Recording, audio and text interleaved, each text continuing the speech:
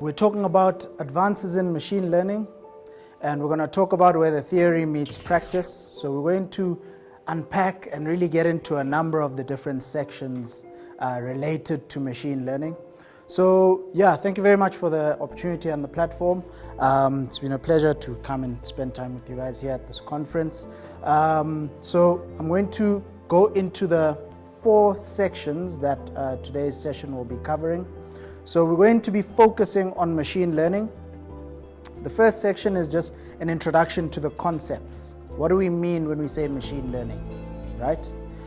So we're going to introduce those concepts. A lot of them are related to data, big data, automation, and so on. We're going to explain machine learning, right? What are the components of it? What are the building blocks that make up machine learning? We're then going to look at the various machine learning algorithms. How do you know when to use which algorithm? How do you know when to apply which algorithm, right? We're going to look at all of those algorithms. We're going to list them, explain what they mean, and then put them together as building blocks. And then we're going to get hands-on, and we're going to do a practical tutorial where you'll get the opportunity to apply machine learning, right? So for those of you who have computers with you, you'll get an opportunity to go to a URL. You'll then basically start what we call a machine learning studio, and then you can follow the tutorial step by step. For those who don't have computers, we'll be doing it on the screen. You can also follow on with someone next to you, and basically we'll be distributing these slides afterwards. Yeah. So yeah, we're going to get hands-on and see how you do machine learning, and we're going to be using that machine learning studio. So we're going to dive right into it. When we look at our overview, we're going to look at a slide that talks to us about the value of investing in data as an asset. We're going to be looking at the data science Venn diagram. What are the ingredients that make up a data scientist, right? We're going to look at the data maturity path. We'll see a graphic about what that means. We're going to compare machine intelligence to human intelligence, right? What parallels can we draw? And we're also going to compare traditional programming with machine learning, just so that we can draw those parallels and start to understand those concepts. And then we're going to cover the various categories of machine learning. What you can memorize is that there's effectively 3 categories. I like to split it into 3 categories. You've got supervised machine learning, you've got unsupervised machine learning, and you've got reinforcement learning. And we'll talk more about what each of those categories are. So for supervised learning, you'd use algorithms that are related to regression and classification. For unsupervised learning, you usually use clustering. And for reinforcement learning, you've got the category of algorithms that go into deep learning and neural networks. So we're going to be covering that. So in terms of the value of investing in data as an asset, right? The value of data science. We usually like to start with this diagram, which shows on 2 axes. You've got on your y-axis the value, right, that you derive, and then on the x-axis the investment that you make, right? And the theory here is that as you continue progressing, or as you invest more in your data as an asset, you then start to convert hindsight into foresight, right? Something that makes sense after the fact, right? Some people say hindsight is 20/20. A lot of things that make sense after the fact. When you invest in data as an asset and you apply data science and machine learning, you then start to convert that hindsight, things that make sense after the fact, into things that make sense actually before the fact, before they happen, right? One simple example that we like to use is weather forecasts. Those are predictions. It gives you foresight into what the weather will be like tomorrow, right? So if you have a rain prediction or rain percentage forecast, it basically tells you how likely it will be that it will rain tomorrow, right? And usually those predictions tend to be quite accurate. So the idea is that you convert hindsight into foresight. So we start from the bottom left, right? When you want to understand what happened, you then start to look at the descriptive view, right? That over there, when you understand the descriptive view, you're describing what happened, right? So this is basically, to use that same analogy of the weather data, to understand what the weather's been like over the past 7 days, 30 days, 12 months. Depends how long your time series or your study period is, but you're basically starting to look at what happened, And when you do that, you can then start to describe, or you can get a descriptive view of the data, right? You can then move one level above that and to start to understand why it happened, right? If the weather for the past 7 days has been quite fairly consistent, it's been within a standard range, right? It hasn't been too hot, it hasn't been too cold. Why was the weather that way, right? You then start to get into a diagnostic view. That's what we call a diagnostic view. And you start moving from hindsight towards insight, right? You then starting to understand diagnostically, why did this happen? Why was the weather that way, right? Once you study that and you really understand what caused the weather to be within that range, or what caused the weather to be within a broad range, it was very cold in the morning, very hot in the middle of the day, and then very cold again in the evening. What caused that, right? Once you study that and understand that, you then start to move towards a predictive view, because you can anticipate that if those factors which caused the temperature to behave like this last week, over the past month, over the past year, if those factors continue to hold, then we can start predicting that when we see those factors, this is what the weather is going to be next week and next month and over the next 12 months. Once you understand those factors, right? So we're now talking about the predictive view. You're starting to answer the question about what will happen.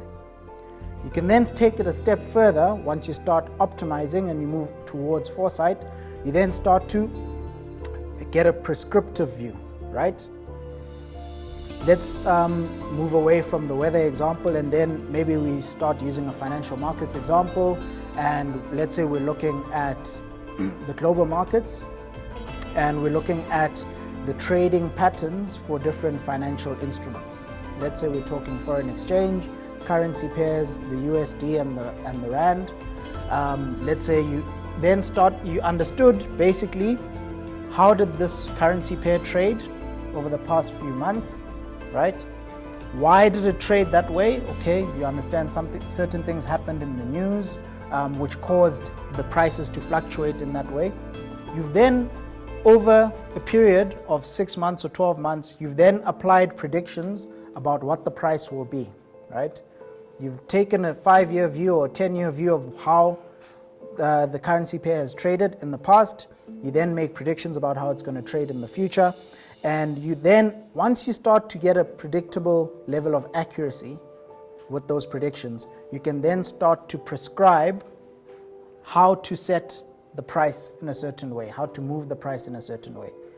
And sometimes humans do this quite intuitively. We move from here to there quite intuitively, but it's not intuitive for a computer to do that or for a machine to do that. That's where we introduce the concept of machine learning. We need to teach the machine or the computer how to go from here to here. And you need to follow a step-by-step process in order to do that, right? So we like to introduce this graphic here, the next one, which is the ingredients of data science and machine learning. Data science is basically the intersection of 3 disciplines. This is how we like to look at it. It's a strong discipline in maths and statistics, mathematics and statistical sciences. We also have computer sciences, which is your traditional programming, right? A way to interact with the computer, all the way from binary, which is ones and zeros, up to a more human level, natural language kind of situation.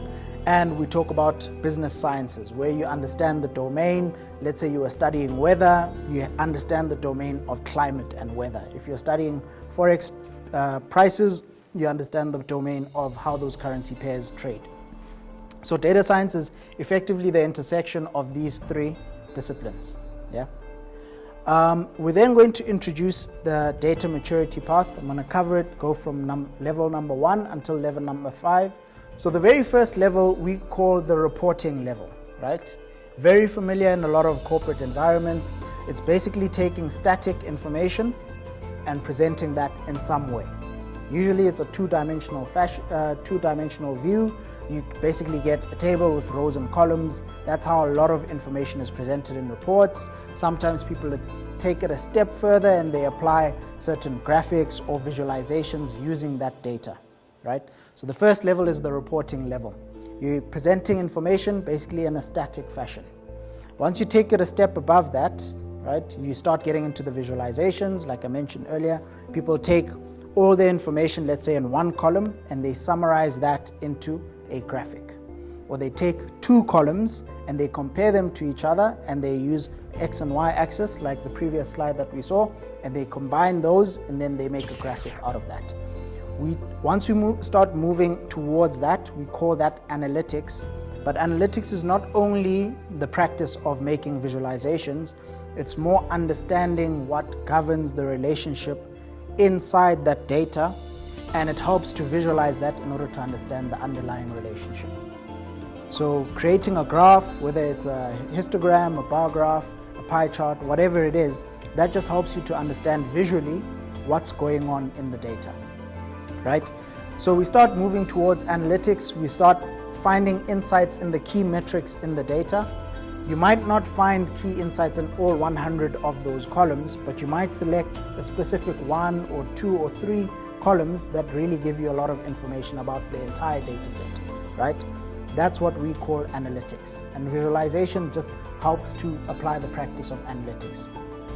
Taking it a step further, once you start understanding that underlying relationship, you start viewing diagrams or visualizations, and you basically are looking at how those visualizations would change over time.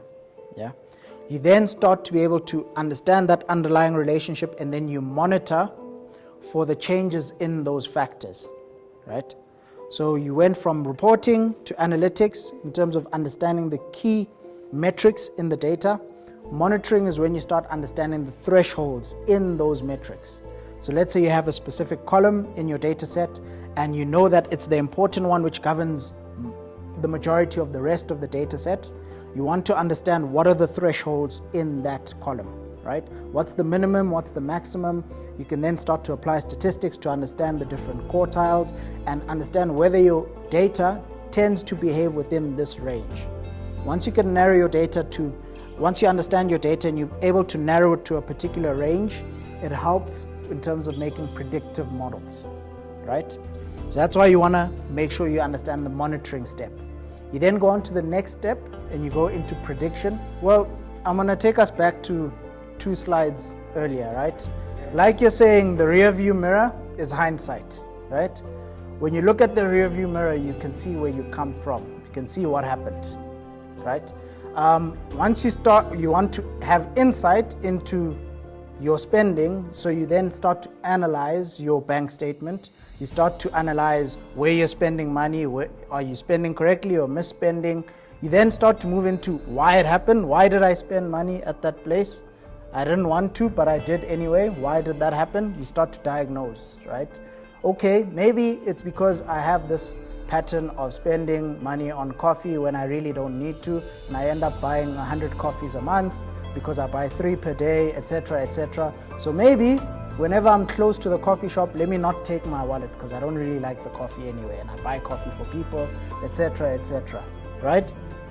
You then start to understand why it happened. I bought all this coffee because I happened to have my wallet close to me when I was at the coffee shop. Just silly example.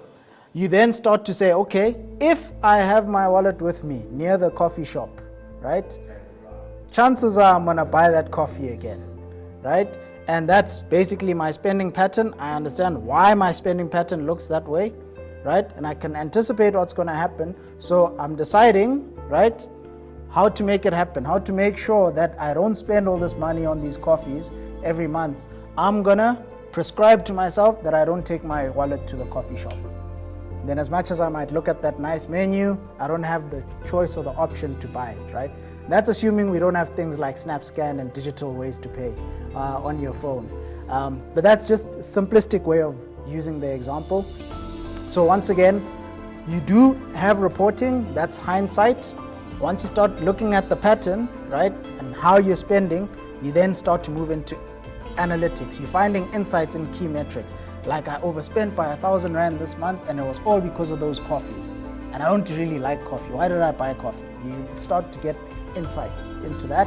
And then you start monitoring to say, okay, I want to make sure, maybe I'll, instead of looking at my statement at the end of the month, I'm going to look at it weekly, right? Was that impulse pressure like applied on me during the week? Did I end up buying the coffee even when I didn't intend to? Okay, cool. I'm checking my statement every week. I'm monitoring it, right? So at the end of the month, it's what I was anticipating and aiming for, right? You can then start to predict, to say, okay, cool. After 2 months, it actually worked. Every time I didn't go to the coffee shop with my wallet, I didn't buy the coffee. And now I have that extra $1,000 on my bank statement. Now we're going to get into automation, right? And machine learning, which is where it starts to become interesting. And I'd like to go back to that coffee example and looking at the bank statements as well. But once you're able to predict with a certain level of accuracy, right? You're anticipating when those key thresholds will be crossed. If you're monitoring exchange rates, you want to know the rand to dollar, when is it going to cross 14 Rand 50? You know what made it go to 15 Rand and 16 Rand before, right? You want to make sure that you're able to anticipate that if these things happen, it's going to go to 14 Rand or 15 Rand or 16 Rand again, right? You can then now start to automate whatever it is that you did to respond when you found that the exchange rate went to 15 Rand. When it went to 15 Rand, what did you do?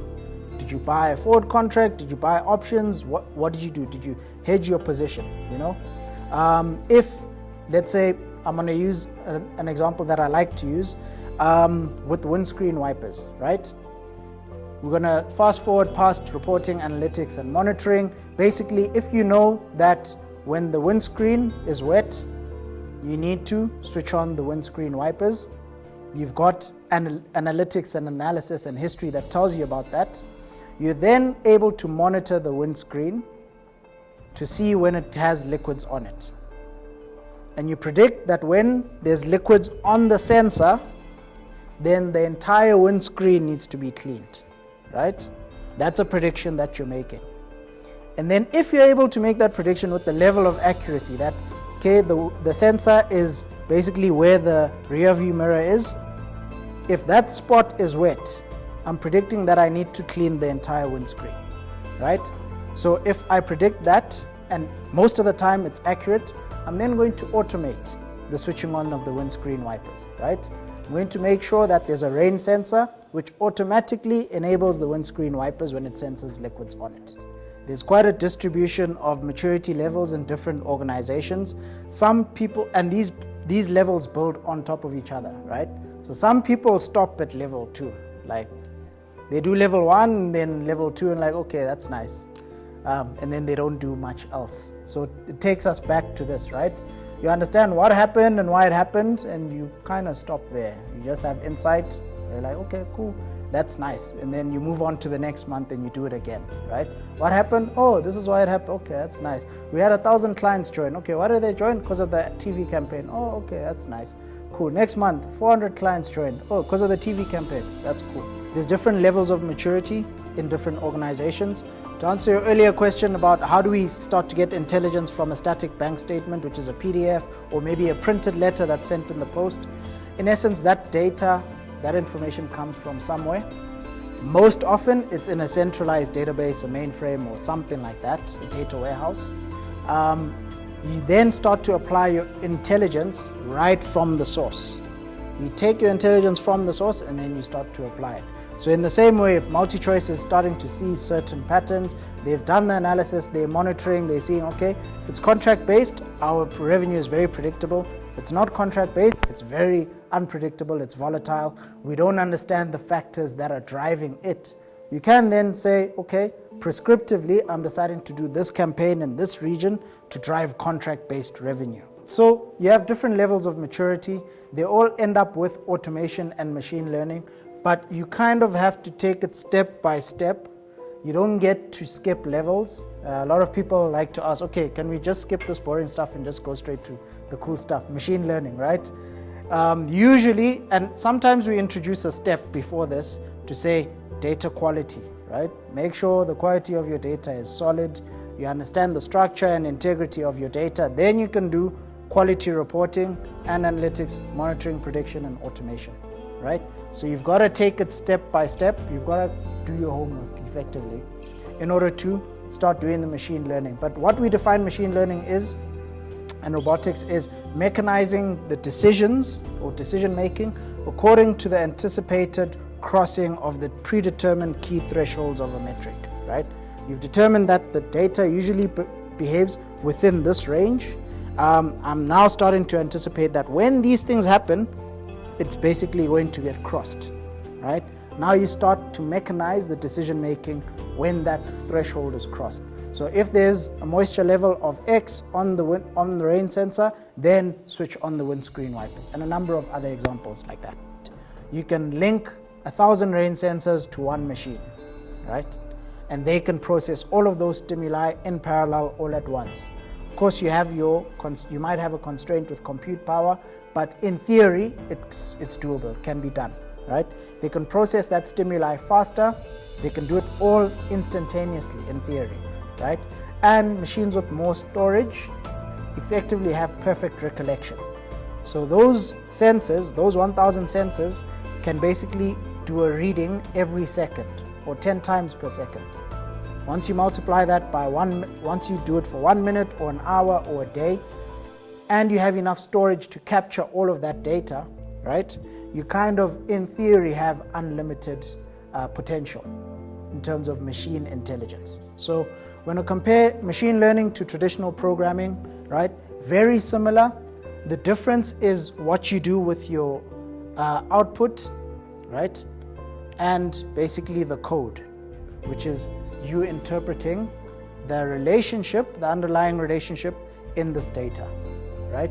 So what we're effectively doing in traditional programming, you have data, you code a function, you tell it, create a function that adds these two data points together and give me the answer. So return to me the sum of these two, right? Once you've applied the operation, basically then you get your output. So your data is 2 and 3, your function is the add function, it does this, and then this is your output, right? 5. With machine learning, you swap this and this around, right? So you give it data and you give it output, and then it figures out the function. So you've got data, which is the number 2 and the number 3, and basically you have the output, which we sometimes call the label, that's 5. It then starts to figure out, your machine learning algorithm starts to figure out this function, which we call the model representation of the data, right? That's your machine learning algorithm is here, and then it produces the model, right? The machine learning model. So this is basically taking that a step further, right? We said we've got our input over here, right? This over here is your output, so this is where you'd have the number 2 and the number 3. This is where you'd have the number 5 as your output, and you'd basically be feeding that into a machine learning algorithm, right?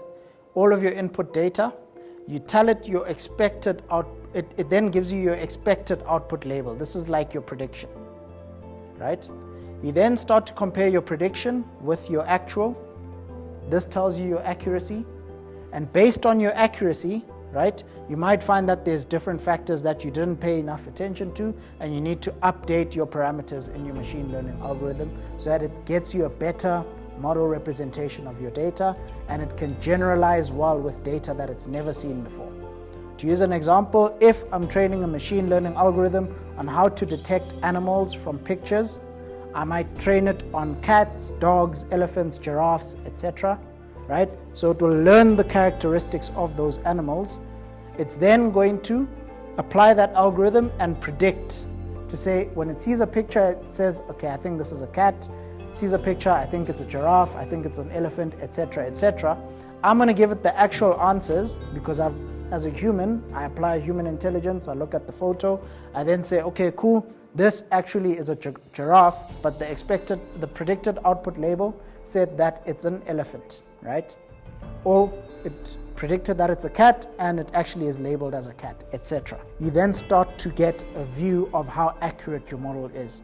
So if you might find that it's doing very well with classifying cats and dogs, but when it comes to giraffes and elephants, it's not performing well, it's misclassifying. Then you start to update your parameters, right? In order to do this effectively, there's a process that you do in advance. It's called feature extraction. You start to understand the features of your data set, right? What are the features in the photo that tell us that it's a cat? What are the features that tell us it's a giraffe, right? Or an elephant or a dog, etc., etc. And the same goes for fruits, right? Let's use the example of fruits because it's one that is easier to follow. I might tell you the shape of a fruit, the color of a fruit, and the weight of a fruit, and you basically usually would be able to tell the name of the fruit, right? You could label it. So if I tell you there's a fruit which is red in color, it's about 12 grams, and it's an oval, the shape is between triangle and oval. Which fruit is that? Strawberry, right? Sounds like a strawberry. If I tell you there's a fruit which is purple in color, one of them weighs about 6 grams, and it's round in color or oval. What fruit is that? Plum? Yeah? Maybe something smaller than a plum, maybe 6 grams. A grape, yeah? Let's say there's a fruit that is oval in shape, it's 4 kilograms in weight, and it's green in color. Watermelon, right? Let's say there's a fruit that is orange in color, the shape is round/oval, and it weighs about 50 grams. It's orange in color. Which fruit is that? I think it's one of the most obvious ones. I don't know. Nachi, orange, right? Could be a grapefruit as well, right? So that one usually is a trick because there's a lot of features which are exactly the same, but then you now want to start to distinguish between a nachi, an orange, and a grapefruit, right? When you find that situation, you then want to get more features, right? So what's the inside color of the fruit? That tells you the difference between a grapefruit and an orange, right? How many seeds are there? What's the sweetness percentage? And things like that. You can then start to distinguish between an orange and a nachi and things like that, right? So you want to extract the features of your data. You want to pre-process your data such that you've got the features ready to put them into a machine learning model. Now, once you've done your feature extraction, you feed those extracted training features into your machine learning algorithm and you give it the training label, right? This is the part of training the machine. You're teaching the machine how to learn. You get your model representation of your data. You can then start to feed unseen data, right? Data for fruits it's never seen before into this model representation of data, and you tell it to predict. Just the same way that we did that exercise now. I gave you the characteristics of a fruit, you gave me the labels of the fruit, right? You can then start to do that with the machine as well, right? And basically it gives you a predicted label, like you are predicting the label strawberry, plum, grapefruit, and so on. It might be accurate, it might not be accurate, it depends on how well you've trained it, but you improve that machine and reinforce it by giving it the actual output label and comparing it to what it predicted, right? So if I gave the characteristics and the prediction was that it's a plum and the actual output label was that it's a grape, that's called a misclassification. Now we're going to update the parameter so that the machine focuses more when it sees something that looks like a plum, and then it looks at the characteristics to see if it can distinguish between plum and grape, right? So now moving on to the steps of machine learning, and this is where we're going to get into the practical part. It basically is a 7-step process. Some people memorize this, but it's not always necessary to memorize this, but it's effectively all of the steps that we've spoken about throughout the session. Once we started getting into machine learning, right? So you first start by getting your data. You need a data set in one file, preferably in one place. You want to pre-process your data to extract the features and determine and identify which column has the labels, right? You choose an algorithm to train the machine. In the next slide, we're going to show how you choose the algorithm that you're going to use, because there's a large variety that you can choose from. Step 4, you apply the algorithm to the training data. Then you apply the algorithm to the test data that it's never seen before. You then evaluate the model fit on that test data. How does it perform on data that it's never seen before? Is it classifying properly or is it misclassifying, right? And based on what you're getting there, you review your model to generalize better on unseen data, what we call out-of-sample data, right? So in terms of knowing which algorithm to use or how you choose your algorithm, Basically, in the School of Machine Learning, there's two broad categories, right? And we're going to get to reinforcement learning a bit later. But effectively, you've got your supervised learning and your unsupervised learning. Supervised learning is where you know the output label, right? So you've got the characteristics of the fruit, and you've got the name of the fruit as well, right? Basically here, the output label is known, right? What we're talking about with the fruit is a classification use case, right?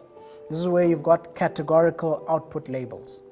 Your output labels, like the name of the fruit, fit into various categories. If you have output labels that are numeric or continuous, you then start to apply regression algorithms. This is where, for example, you're predicting the temperature or the humidity percentage or the rain forecast. All of those are numeric. You look at all of your features, and then you take those and then you apply them to predict a numerical output. So that's supervised learning, where you know the output, right? You're looking at all of the factors that determine your temperature, and then you actually have the temperature itself. That's called supervised learning. Then you have unsupervised learning, which is effectively where you don't know the output label, right? Sometimes this is applied where you want to create customer segments. You've got 1 million customers, they all have different spending behavior, different spending patterns, but there's something that makes them similar. They have something in common, right? Then you would use unsupervised learning, because you're then predicting an output label, right?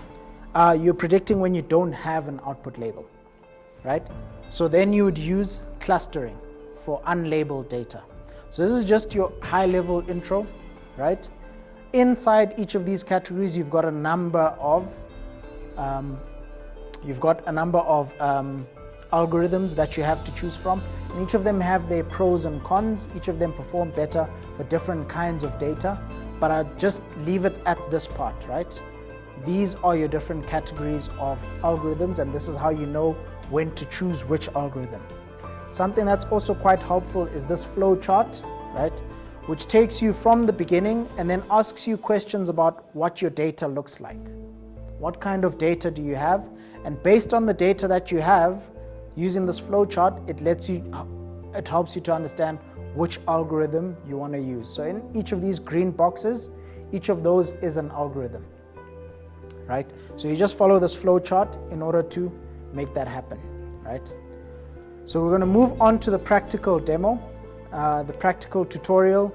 Click on Machine Learning Service Workspace to load something up and then give you an opportunity to create a new one, right? So you basically give your workspace a name, choose a name for it.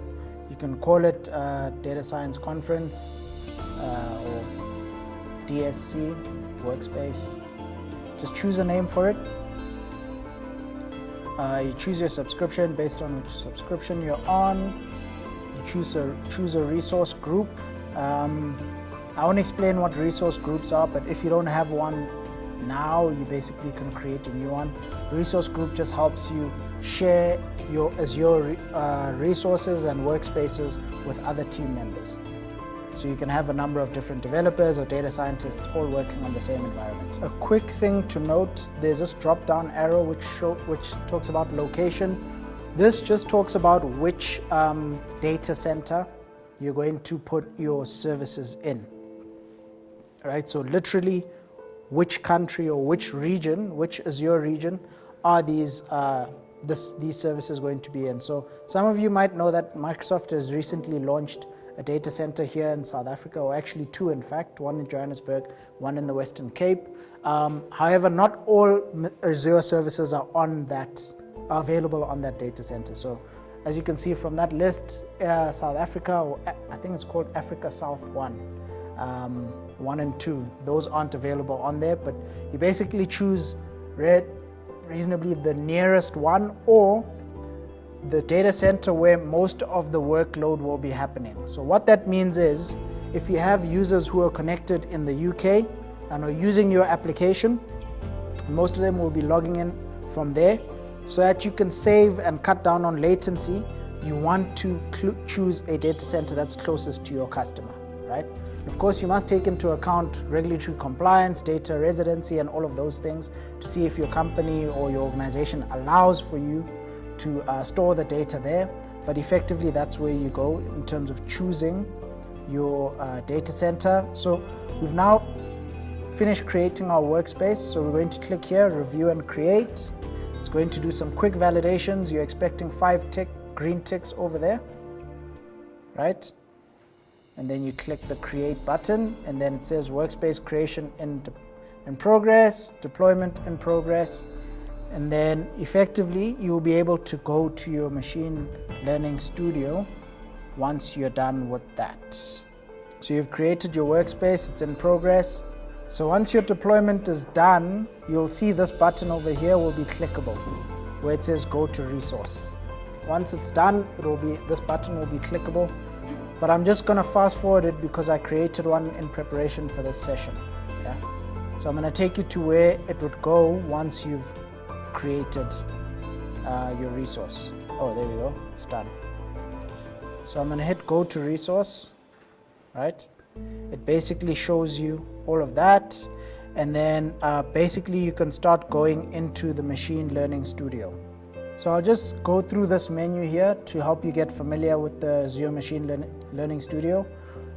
Over here you've got projects, right? When you click on it, it will take you to this place which lists all of your projects. As you can see, there's one project that I have running. You then have experiments. Soon you'll see the difference between a project and an experiment, but basically in a project you can have multiple experiments, right? Web services, this is where you productionize your machine learning output. So let's say you're creating something that's going to predict, you've created an app that allows people to watch movies and series on their phones or iPads or computers, and basically you're creating something that recommends what they should watch next based on their watch history and their selected preferences, right? You've then done some machine learning to predict, okay, if you've watched these shows before, you'll probably like this show. Where you integrate your machine learning experiment and machine learning project with that application is here through web services, where you create your APIs, right? Notebooks are used for rapid prototyping. You might be familiar with Python notebooks, right? And Python Jupyter notebooks or R notebooks. This is where you do your experimentation. Over here is where you have your data sets. You can load data sets from your computer into Azure because this is running in the cloud, right? You must remember it's a cloud. It's running in the cloud. It's in a data center in Europe. You can basically upload data into this server. That's effectively what we've done now. We've created a server where we're going to practice machine learning. You can put your data sets in here. Trained models, this is where you've created a model, you've trained it, and you have the model representation of your data. You'll basically find that here. Settings is basically where you administer your workspace, and this is also where you can add users. So let's say Miles and I are working together on a data set. I've put in some data, I've played around with it, I've created a model. Miles and I are collaborating on that. Basically, I can add Miles here as a user, right? I just click over there, invite more users. When Miles logs into his Azure Machine Learning Studio, he's basically going to see the same thing that I'm seeing, right? And then there's this big plus button over here, which is quite handy. This is where you click in order to upload a new data set, create a new module, create a new project, a new experiment, or a new notebook. So you can follow, it will be pretty quick. You go to the big plus button at the bottom where you see project, you click on that, click on empty project to create a new one, give it a name, and call it DSC, Data Science Conference 2019. Give it a description. Once you're done, you hit the tick over there. It will create a new project for you, right? Let's see whether we're going to add assets. Nope. We're basically going to go and create a new experiment as well. You hit the plus icon at the bottom, you choose experiment, you create a new blank experiment. Now what you'll see here is that there's a whole lot of template experiments right, that people have uploaded, like public experiments, where you can basically get to learn about machine learning, and there's something ready to go there for you, right? But for now, for this tutorial, we're going to create a blank experiment. And what's cool about the Machine Learning Studio is that it effectively works like Microsoft Visio. It's very visual in its interface, and the same way we had those 7 steps for machine learning, you can put those into a process flow where one step follows another. The same goes here, right, where you apply machine learning in a very visual format, right? So this here is just an outline for where you can start with your experiment. There's a whole lot of saved data sets as well, which is quite helpful. So you're going to go to the left-hand side where it says saved data sets. You click on that. You should get another option saying samples. You click on samples. You'll see a whole lot of data sets that are available. So we're going to look at a specific one, which is going to show us how we're going to do our machine learning. We're going to basically look at a set data set that's already in there. Choose the one that says flight on time performance raw. Yeah.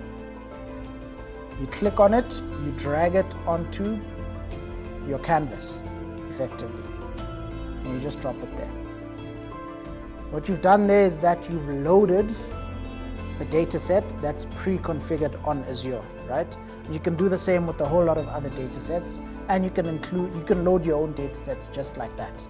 It's a CSV file, a TSV file, Excel file. You put it on your platform and you just load it on there just like that. So what we're going to do here, right, is we're going to take a look at our data set, right?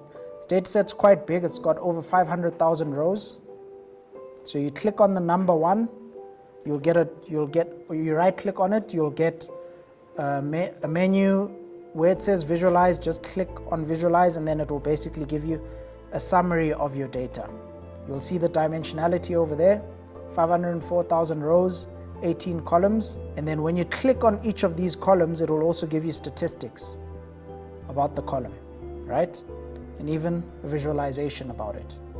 So you'll see this column is called year. The mean is 2011, median is 2011, minimum and the maximum are also 2011. The number of unique values is 1. So it means the only value in 504,000 rows is 2011. That means all this data is from the same year, right? We look at quarter, same story. All of it is from the 4th quarter, all of it is from the 10th month. Where it differs is the day of the month, right? You've got different days of the month. It starts on 1 and it ends on 31. So you've got data going from the 1st to the 31st of October, 2011. That's basically what you're dealing with here. And then also here it tells you the day of the week, right? You've got 7 unique values, which makes sense because you've got 7 different days in the week. Over here it actually shows you the number of the day of the week and how many of your records actually fall into that category, which I think is pretty cool. It's a nice way to start visualizing your data. Carrier shows you which airline it is, which airport, the airport of origin, where did the plane depart from, what was the destination airport, where is it going, and so on. So this is basically where you get to visualize your data set. There's some things that we noticed in that data set where basically there's data that's all from the same year, the same month, and so on. We might not want all of that data. Also, I'll just sum up this broad section. We effectively need to make a game plan for what we want to do here, right? So we want to create a strategy for what we want to do with this data set. So to summarize it, we want to predict, right, whether the flight will be delayed, right, and by how much. So over here you've got a field which tells you how many minutes it's been delayed by. If the value is positive, it means it's that many minutes late. If the value is negative, it's that many minutes early, right? So where you see 2, it means the flight arrived 2 minutes late. Over here, it arrived 12 minutes early, and so on. And you've got 500,000 rows. So you're looking at 500,000 different flights, right? All in that same month, all in the month of October, departing from different airports, arriving at different airports, at different times as well. You've got that data, and you want to predict whether the the flight will be delayed and by how much. The next field here is called arrived delay 15. This is a Boolean value. It gives you a true or false value about whether it's been delayed by 15 minutes or more. If it's 0, it hasn't been delayed by 15 minutes or more. If it's 1, it's been delayed by 15 minutes or more. That's effectively what we want to predict, right? So I'll just rush through a few of the other steps. There's a few things that we want to do in terms of pre-processing this data. We're going to quickly view this, right? We're going to visualize it. It's basically giving us all the names of the different airports, the states and the cities based on the airport ID, right? Now what we saw in our other data set is that we only had the airport ID. So we need to combine these two data sets for us to start making sense of the different airports. So we're going to do a join on all of this data, right? But first I'm going to do pre-processing on this data. Okay, we've loaded the flight on time data set. We've explored the data set. Now we need to edit the metadata to distinguish between the origin airports and the destination airports, right? So we're going to go to, let me just quickly rearrange the windows, the desktops here. We're going to edit metadata, right? There's that over there. We drag and drop it over here. Now what's cool about this is that it works very much like Visio. So I just click over there and I drag it onto that. Now I've automatically linked these data sets, right? It gives us, so you go to the left-hand side. Before you do edit metadata, have you added your airport codes data set? Okay, what you have here is a search box, right? I just typed in edit and then it gave me edit metadata, but in terms of the categories, it's inside data transformation, manipulation, and then edit metadata. Got it? You drag that on, you click on the circle below airport codes dataset, you drag it and you link it to edit metadata. And over here we're going to give it new column names because we want to distinguish between our origin airports and our destination airports, right? So we're going to take our three names, city, state, and name, and we're going to append those with the prefix called ORIG for origin. So ORIG city, comma, ORIG state, comma, ORIG underscore name. Or actually, to make it more practical, we'll just call it ORIG airport because that's the name of the airport, right? Once you're done with that, you can hit the run button, which is the triangle, the play button at the bottom. You'll see that little warning has disappeared, right? So you just hit the run button, and then once it's done, it will have edited your metadata. Yeah. It got rid of the other one because I didn't use it. So we'll just load it again. The flight on time performance. So now we've done our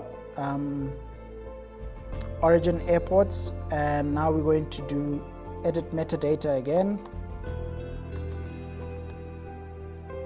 We drag it on. We're now going to do the same thing for our destination airports, right? So I click on that circle, drag it onto there, do the same thing, column selector, same three things, those three fields, move them across, hit the tick. I'm going to append their name with dest this time for the destination, right? So destination city, destination state, destination airport, right? And I'm going to hit the play button again. Then we're going to load our flight on time performance data set again. We're loading our data set again, and then we're going to do a join on this data using the airport ID. We're going to search again for our option to join data, right? We're doing the join data between this edited metadata, which is the origins. That's our origin airport data.